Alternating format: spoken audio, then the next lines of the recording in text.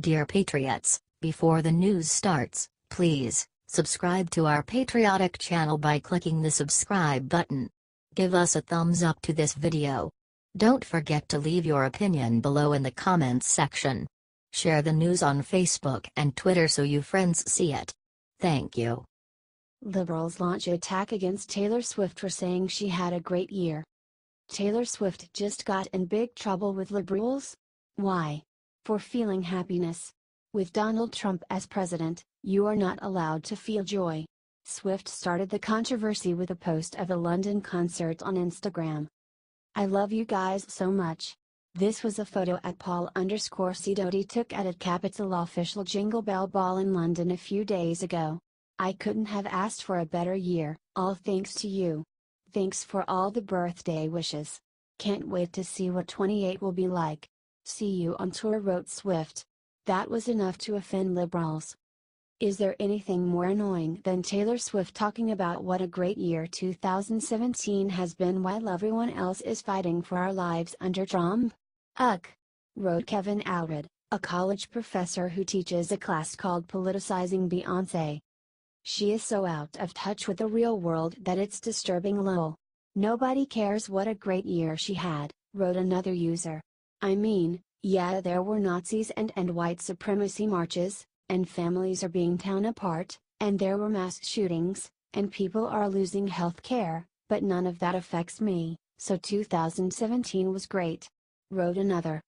There was even an article written by The Cut called A Straight, White, Multimillionaire Pop Star Had a Great 2017, that mocked the artist for feeling joy.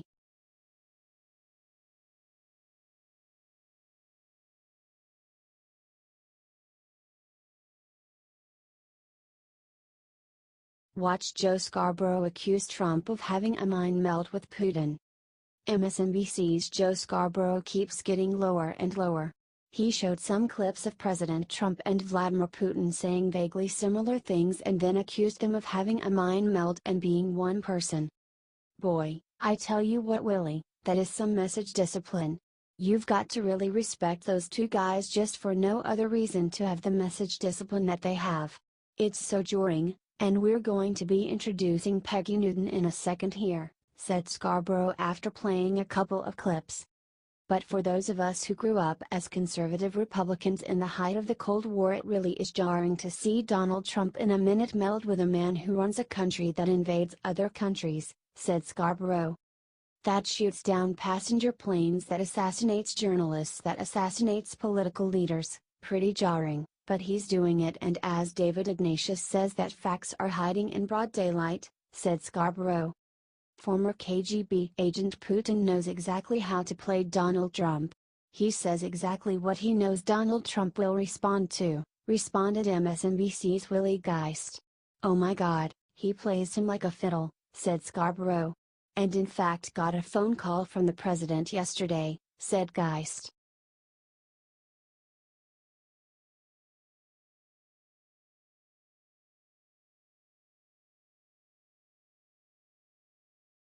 Breaking: one top Trump staffer is about to get fired. For various reasons, there has been a great deal of turnover within the staff of Republican President Donald Trump in the White House. This may not come as a surprise, since Trump is an outsider whose style does not fit easily within the established Washington, D.C., conventions. Former Health and Human Services Secretary Tom Price was the last to go, and, according to reports, Trump's Chief of Staff General John Kelly is planning on resigning from the administration within a week. There has been ample evidence to support this, such as the fact that at the last minute General Kelly was removed from an Air Force One flight Trump made to meet with victims of the Las Vegas shooting. Reported Bloomberg's Jennifer Jacobs via Twitter, General Kelly was originally going to be on AF1 to Vegas with Trump today but was pulled off flight, I'm told. She added, not answering cues about it.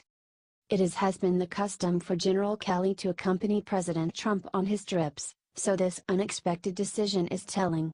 The decision came from the top, as blogger Bill Palmer explained, writing, "Protocol says that Trump is the only one who could have made a decision like that, so we know that Trump booted Kelly from the flight. The White House is refusing to publicly address the incident, but others are talking. Added Washington, D.C. pundit Scott Dworkin, I've heard from 3 people from different circles on the Hill that this may be John Kelly's last week as Trump's chief of staff. This move does not come as a shock to some, as tensions have reportedly been rising between Trump and Kelly in recent weeks.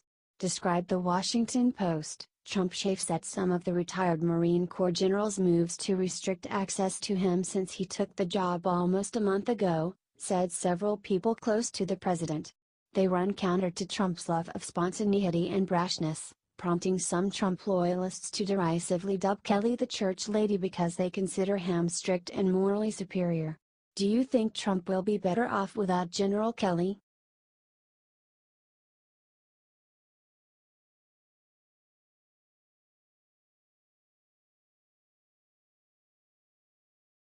Breaking: Las Vegas witness says there was more than one shooter. The recent massacre at the Route 91 Harvest Country Music Festival in Las Vegas has gone as the worst mass shooting in the history of the United States, leaving 58 people dead and nearly 500 others wounded. It's hard to believe that one person could have done so much damage, all by himself, in such a short span of time. One concertgoer named Gail Davis, who was at the concert, recently told conservative radio host Michael Savage why she believes there may have been more than one shooter. Said Gail, who hid with her husband under a vendor tent during the shooting, "The thing that we noticed, my husband noticed too, and I think even the Metro police officer, there were shots that were higher pitched.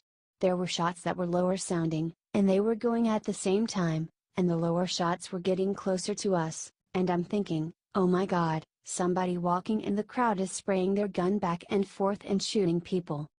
While not claiming expertise in firearms, Gail said that she has a distinct memory of what she heard, saying, "The one that was lower kept getting closer sounding to us. To me, it sounded like somebody was walking from the crowd from west to east, through the crowd and shooting." She also recalled that a woman right behind her got hit by a bullet in the stomach. Said Gail, "How could a bullet be coming from our right, which was on our west? We're facing direct south. The bullet would have to come straight up and make a 90-degree turn and go into her stomach." Clark County Sheriff Joe Lombardo recently lent credence to theories that Paddock was assisted, saying in a press conference about shooter Steve Paddock, "He had to have some help at some point. Maybe he's a super guy, maybe he's super Yahoo, was working out all this on his own, but it would be hard for me to believe that. Do you think there was another shooter?"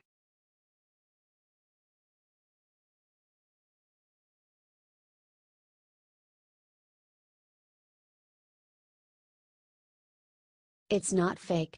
Chris Cuomo has on-air meltdown after being called out for being fake news. CNN's Chris Cuomo has a huge problem with being called fake news, even if it's true. He once compared a journalist being called fake news to a black person being called the N-word. "I see being called fake news as the equivalent of the N-word for journalists. It's the equivalent of calling an Italian any of the ugly words that people have for that ethnicity. That's what fake news is to a journalist. It is an ugly insult, and you had better be right if you're going to charge a journalist with lying on purpose," said Cuomo. He apparently still hasn't gotten over his hang-up.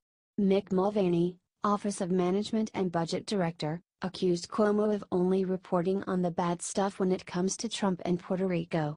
He accused CNN of ignoring all of the good that Trump has done. "That's not what you do in a situation like this," screamed Cuomo. "You report the reality. That's not being done to you, to the president, Mick, to embarrass you. Whatever's being done is not enough, and if you don't know that now, you're never gonna know it," said Cuomo. "Well, the good news is you're clearly going to do a better job going forward, and we appreciate that," said Mulvaney sarcastically. "When you say some of this reporting is fake, it's disingenuous and it's not true. Don't call it fake because it's not fake. Everybody gets that it's going to take time. But you know what else people get? You could have had more people there," Cuomo screamed.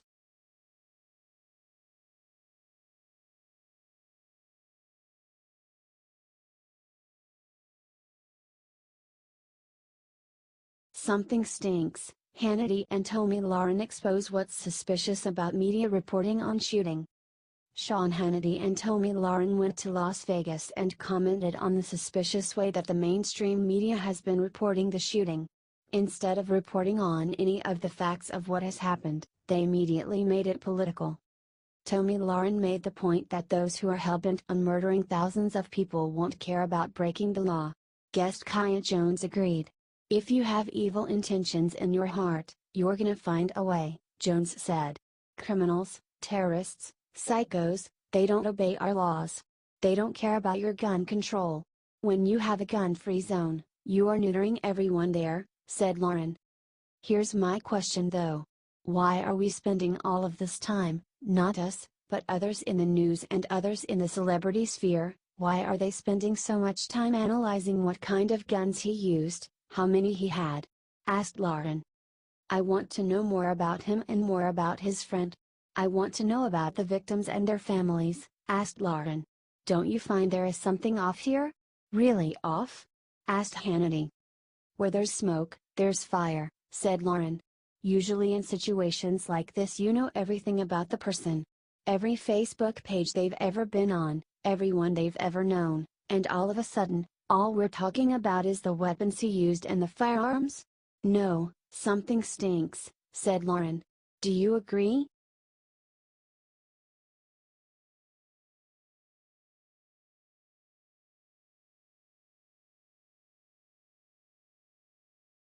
Sanders crushes feminists who attack the women in Trump's administration, "It's epic." Liberals claim to fight for women, but they really just fight for liberal women. This is seen time and time again as they launch vicious attacks at Sarah Sanders. They attack her for her appearance and her weight. The types of things that they would have a heart attack over if it was about them. Sanders has a message to all those women. This is a president who was elected by the forgotten men and women of this country, and a lot of liberals have contempt for those people, whether they're men, whether they're women, and they want to attack us. "I think that it's a great reminder of why this president was elected," said Sanders in an interview with Fox.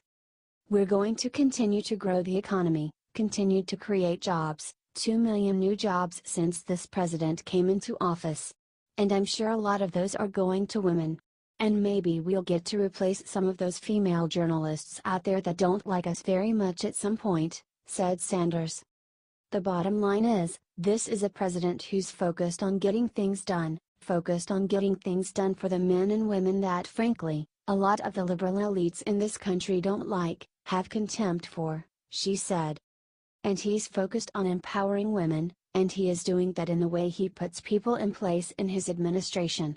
And I think it's sad that they're attacking a lot of us while claiming to champion women's causes and women's issues," she said. "Do you think she's right?"